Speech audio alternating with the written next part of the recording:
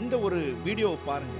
பஞ்சங்கிற ஒரு குட்டி குரங்கு தாய்ப்பாசத்துக்காக ஏங்கி பலரது இதயங்களை தொட்ட ஒரு காணொளி தான் இது. இந்த பஞ்சங்கிற குட்டி குரங்கு ஜப்பானை சார்ந்தது. இதனுடைய தாய் பாத்தீங்கன்னா முதல் முறையாக குட்டியின் பதற்றத்தினாலையும் அதே நேரத்துல நிலவிய கடும் வெயில்னாலையும் பஞ்ச வளர்க்க மறுத்து கைவிட்டது அதனுடைய தாய். பஞ்சு தனிமையில வாடினதை பார்த்த சமூக ஆர்வலர்கள் அதை ஒரு சூல கொண்டு ஒப்படைச்சிட்டாங்க. அங்க வேலை செய்யக்கூடிய பராமரிப்பாளர்கள் குரங்குகளுக்கு உணவு கொடுக்க போகும்போது இந்த பஞ்சு அவங்க தோல்ல ஏறி உட்கார்ந்துட்டு இறங்கவே செய்யாது. அது தாய் பாசத்துக்காக தான் ஏங்குதுன்னு சொல்லி புரிஞ்சுக்கிட்ட அந்த பராமரிப்பாளர்கள் அதுக்கு ஒரு பொம்மையை வாங்கி கொடுத்தாங்க. இந்த பஞ்சு அந்த பொம்மைய தன்னுடைய தாயாகவே கருதி எங்க போனாலும் அதை எடுத்துட்டு போகும். அது கூட தான் தூங்கும். அது மட்டும் இல்லாம நம்ம யாராவது ஒரு குழந்தைய அடிச்சா அது ஓடி அது அம்மா கிட்ட போகும்.